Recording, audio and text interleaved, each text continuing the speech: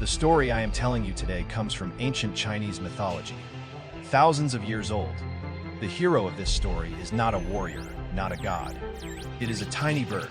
Her name is Jingwei. Long, long ago, there was a father named Yandi, the Flame Emperor, a god of the ancient world, revered as the Lord of the Sun. He had a young daughter he loved more than anything. Her name was Enhua. Enhua adored the sea. She would wander to the shore alone, listening to the waves, gazing at the horizon. Her heart full of wonder for that vast, shimmering world. One day, she set out alone in a small boat, rowing into the eastern sea. At first, the wind was gentle, but soon the sky darkened. A storm rolled in. Waves surged, one after another, growing taller and wilder. The boat capsized. Enhua vanished beneath the water, taken by the very sea she loved. But she did not simply disappear. Her spirit transformed into a small bird, with a patterned head, a white beak, and red claws. She perched on the cliffs above the shore and called out.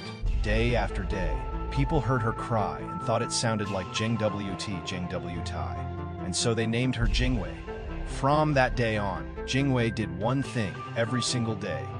She flew to the western mountains. She picked up a pebble or a twig, carried it in her beak all the way across the sky, and dropped it into the eastern sea.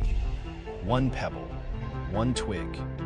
Then she flew back and brought another, again and again, day after day. Someone once asked her, "Little bird, at this rate, when will you ever fill the sea?"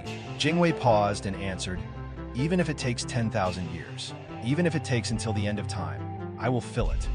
Every time I hear those words, I go quiet for a moment. She wasn't unaware of how small she was. She knew, better than anyone, that a single bird carrying a single pebble across an endless ocean, it was nearly impossible.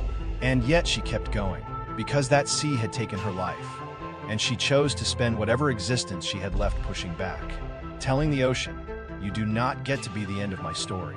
Jingwei fills the sea is one of the most moving myths in all of Chinese culture. It is not just a legend, it is a portrait of a kind of spirit, the spirit of refusing to surrender in the face of the impossible. Maybe each of us has our own ocean, something vast and overwhelming that once hurt us. And maybe what Jingwei is really saying is, even one small pebble is worth throwing. That is all for today. Thank you for listening. See you next time.